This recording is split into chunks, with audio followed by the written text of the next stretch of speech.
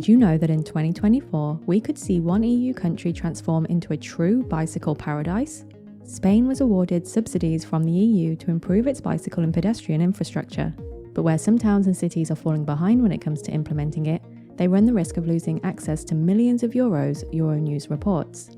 The European Union has a range of initiatives to promote and provide funding for sustainable growth. In 2021, Spain, alongside other member states, was awarded subsidies for climate change adaptation. These funds were made accessible following their recovery and resilience proposals to the EU. Across the Union, this amounts to billions of euros in grants and loans to be invested in, amongst other things, sustainable transport options such as cycling and walking. Jump forward to 2024, and whilst there's been some significant investment in the country, it's been massively uneven, and Spain risks losing access to the funds. According to 20 Minutos, if by the end of 2024 Spain hasn't completed a quarter of their planned work, it could be forced to return the money, missing out on a golden ticket to a cycling paradise. Why did Spain want this funding in the first place? Well, firstly, it's to counter pollution. According to the UNEP, cities are responsible for 75% of global CO2 emissions, with transport being one of the key perpetrators. Spain has big plans to reduce private car use by 35% over the next decade. Low emission zones, sustainable transport, and bike-friendly infrastructure have all been part of the solution. According to Euronews, another reason is that the funding can be used to extend bike-friendly programs, such as the popular rental schemes in the big cities of Barcelona and Madrid, to smaller, less developed municipalities. Of all of the trailblazing cities in Spain, none are more impressive than Sevilla. Just missing out on our list of the top car-free cities around the world, it's made enormous improvements to its bicycle infrastructure.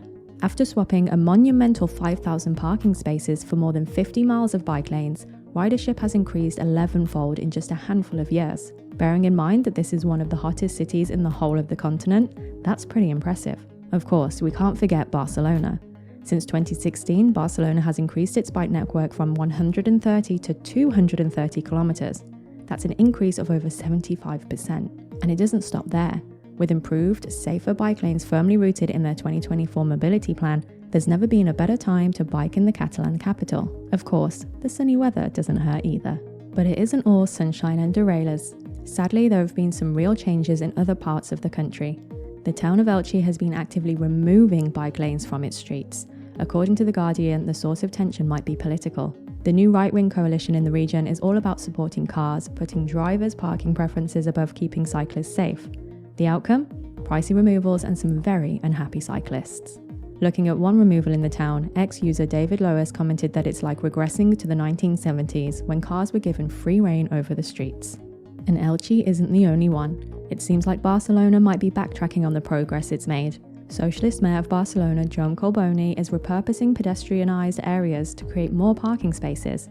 In fact, in his election campaign, he branded his opponent, the former mayor, as the anti-car candidate. Whilst he has offered financial incentives for citizens who exchange their conventional cars for hybrid or electric ones, it doesn't address the concern that pollution isn't the only problem caused by cars. According to some observers, if the current conflict continues, Spain might be forced to return some of the money that it was previously allocated.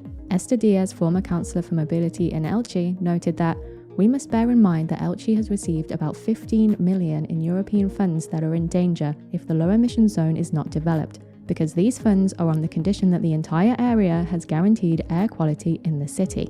And Diaz has a point. If the money was awarded to promote sustainability, it's hard to see how simultaneously spending nearly 40,000 euros on removing a bicycle lane will improve air quality. Whilst there have been some excellent green projects and proposals, it seems like some are undermining the progress that has been made.